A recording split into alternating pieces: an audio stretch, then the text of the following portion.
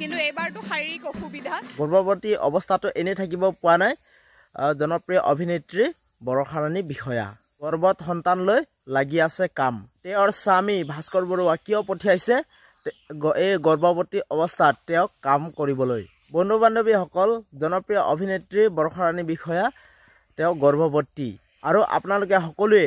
নিশ্চয় গমেই পায় বন্ধু বান্ধৱীসকল গৰ্ভৱতী অৱস্থাটো তেওঁ যৌৱনে আমনি কৰে পাৰ্ট 2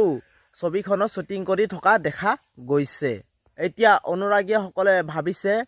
বৰষা ৰাণীক বিষয়া ভাস্কৰ বৰুৱাই এনে এটা অৱস্থাত কিয় পঠিয়াইছে অভিনেত্ৰী বৰষা ৰাণী বিষয়াক বন্ধু বান্ধৱীসকল অভিনেত্ৰী বৰষা ৰাণী বিষয়াক তেওঁৰ নাম সকলোৱে অসমৰ ৰাইজে শুনিবলৈ পাইছিল অভিনয় জগতখনত আৰু তাৰ আগতে কোনেও চিনি পোৱা নাছিল অভিনেত্ৰী গৰাকী আৰু বৰষা ৰাণী বিষয়াই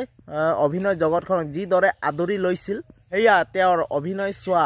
ব্যক্তিসকলে ভালদৰে জানে আৰু সেইবাবে বৰষা ৰাণী বিষয়া অভিনয় জগতখনৰ পৰা দূৰত থাকিব নোৱাৰে আৰু তেখেতৰ গৰ্ভৱতী অৱস্থাটো শ্বুটিং কৰি থকা দেখা গৈছে আৰু বৰষা ৰাণী বিষয়াক তেওঁ ভাস্কৰ বৰুৱাই কোনো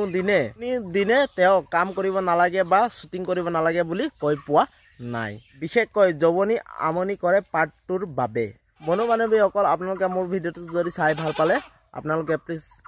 লাইক সাবস্ক্ৰাইব আৰু কমেন্ট কৰি